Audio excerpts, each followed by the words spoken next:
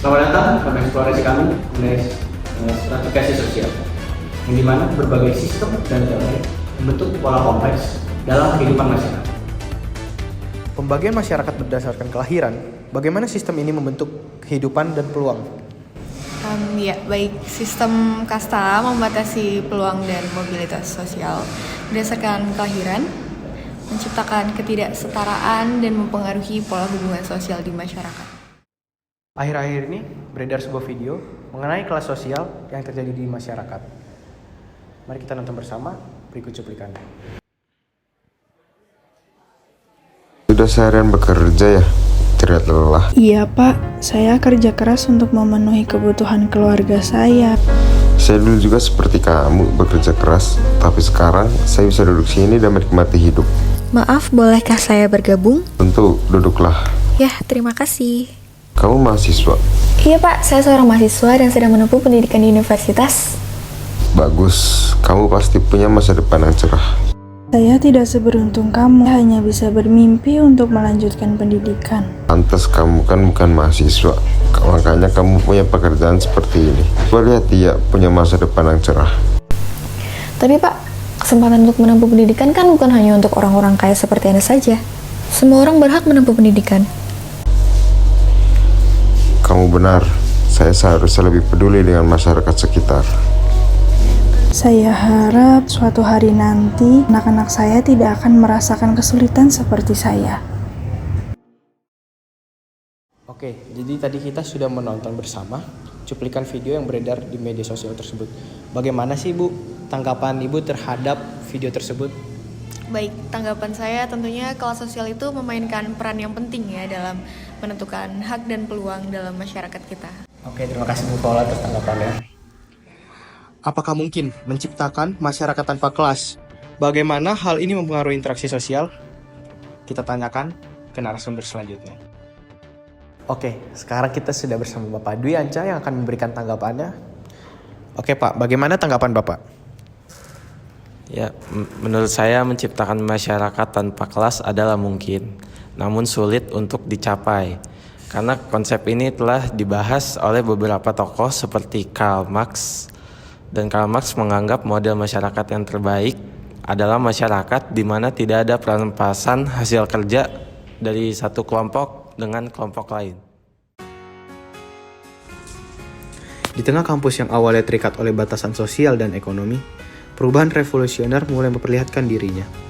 Mahasiswa dari berbagai lapisan masyarakat bersatu untuk menciptakan lingkungan yang lebih inklusif.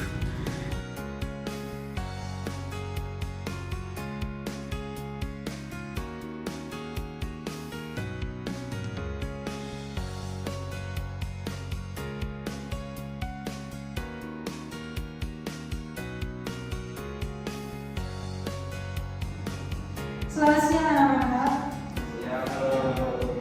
Oke, hari ini kita akan belajar tentang stratifikasi sosial. Sebelumnya di sini ada yang tahu apa itu stratifikasi sosial, bisa tunjukkan.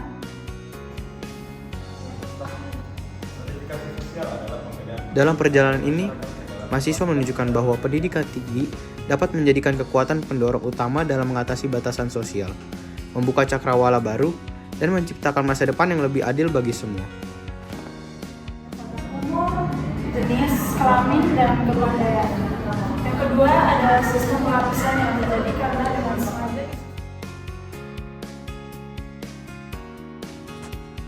Sementara itu, mahasiswa dengan latar belakang ekonomi rendah menemukan dukungan melalui program beasiswa dan mentorship, membuka jendela peluang yang sebelumnya tak terjangkau.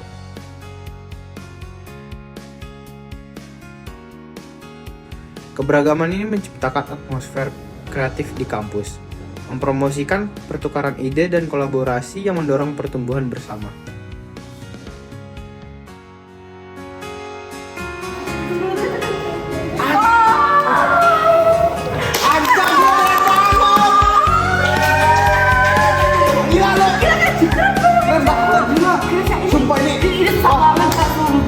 Wah gila temen gue keren banget.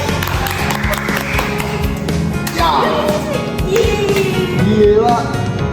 Sosial dapat berubah dengan seiringnya berjalannya waktu dan mobilitas sosial dapat memberikan perubahan. Lalu, bagaimana teori David Moore menggambarkan bahwa stratifikasi sosial memiliki fungsi positif dalam menjaga stabilitas masyarakat? Kita tanyakan langsung kepada Ibu Zahra. Teori David Moore sendiri menggambarkan bahwa stratifikasi memiliki fungsi positif dalam menjaga stabilitas masyarakat. Davis dan Moore berpendapat bahwa stratifikasi sosial diperlukan untuk mempromosikan keunggulan, produktivitas, dan efisiensi sehingga memberikan sesuatu yang patut diperjuangkan bagi masyarakat secara keseluruhan. Oke, baik Bu. Jadi di sini saya memiliki kasus mengenai konflik lapisan antar masyarakat. Berikut ilustrasinya. Selalu sulit menjalani hari ini. Apa ini? Hanya stand ini aja yang bisa Anda beli? Saya berusaha keras untuk mencari bakat. Apa yang bisa saya bantu? Pekerjaan rendahan layaknya Anda hanya untuk orang-orang yang tidak mampu. Tapi saya selalu kerja keras setiap hari untuk memberi makan keluarga saya. Nggak usah banyak omong, saya baru saja pulang dari perjalanan mewah, dari tempat-tempat yang tidak akan pernah kamu lihat. Ini mungkin tempat saya sekarang, tapi bukan tempat saya selamanya. Saya menghargai kehidupan saya. Coba lihatlah sekelilingmu, Anda tidak akan pernah naik kelas. Bukan kelas yang menentukan harga diri seseorang. Saya bangga dengan apa yang saya lakukan.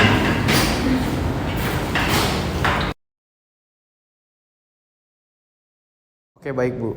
Jadi kan kita tadi sudah bersama-sama menyaksikan ilustrasi tersebut. Bagaimana sih tanggapan Ibu terhadap ilustrasi tersebut? Menurut pendapat saya, dari kasus tersebut bisa menjadi sebuah cerminan bagi masyarakat untuk memahami dan mengatasi ketimpangan sosial, serta untuk kita semua bisa memperlakukan semua orang dengan martabat yang sama. Oke, baik Bu. Terima kasih atas tanggapannya.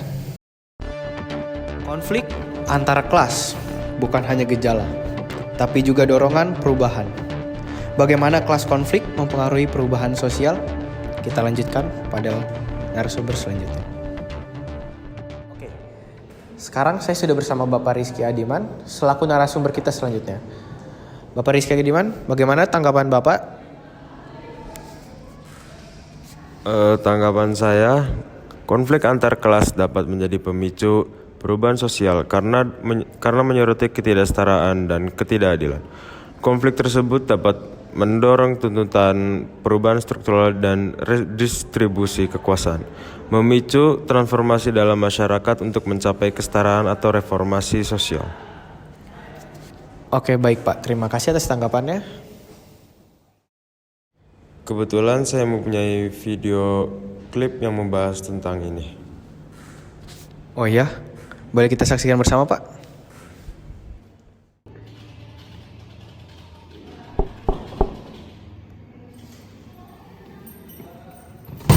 Silakan duduk, mari kita bicarakan masalah ini. Siapa yang ingin memulai duluan? Saya merasa nggak dihargain, Pak. Ide saya selalu diejek sama mereka. Itu nggak benar. Kamu aja yang selalu bikin masalah. Ide-ide kamu terlalu aneh. Ayo, mari kita sama-sama mencari solusi. Kita di sini untuk belajar dan bekerja sama. Setuju, mari kita mendengarkan satu sama lain. Olah, bisakah kamu menjelaskan lebih lanjut tentang perasaanmu? Saya cuma ngasih ide kreatif, tapi selalu aja dianggap aneh. Saya rasa nggak didengarkan, Pak. Maaf ya. Tapi kadang-kadang ide kamu tuh terlalu out of the box. Tapi kita bisa menggabungkan ide-ide tersebut dengan ide-ide yang lain. Siapa tahu bisa menjadi yang lebih baik. Bagus ya, itu merupakan saran yang bagus, di mana kita menciptakan lingkungan yang mendukung ide-ide tanpa menghakimi. Mungkin kita bisa bikin sesi brainstorming untuk setiap proyek, di mana di situ kita akan lebih baik. Sebenarnya bagus. Dengan itu, saya ngerasa bahwa ide saya benar-benar diakui. Baik, mari kita mencoba mengimplementasikan ide ini dengan membuat lingkungan yang positif. Terima kasih atas partisipasinya, teman-teman. Terima kasih, Pak. Wah, pesan yang terkandung dalam cerita tersebut dapat saya terima dengan baik. Berarti apakah benar bahwa kelas, status, dan kekuasaan saling terkait dan membentuk posisi seseorang dalam masyarakat? Menurut saya itu jawabannya benar karena kelas, status, dan kekuasaan saling terkait dan bersama-sama membentuk posisi seseorang dalam masyarakat. Kelas mencerminkan posisi ekonomi, status mencakup faktor sosial dan prestis. Sementara kekuasaan mencerminkan pengaruh dan kontrol. Interaksi kompleks antar ketiga elemen ini membentuk struktur sosial yang mempengaruhi bagaimana individu diperlakukan dan diakui dalam masyarakat. Oke, baik Pak Rizky Adiman, terima kasih atas tanggapan Bapak. Terima kasih telah menyaksikan dinamika stratifikasi sosial antara kasta, kelas, dan konflik. Masyarakat kita penuh dengan lapisan yang kompleks. Namun, dengan pemahaman, kita dapat menciptakan jalan menuju keadilan dan kesetaraan.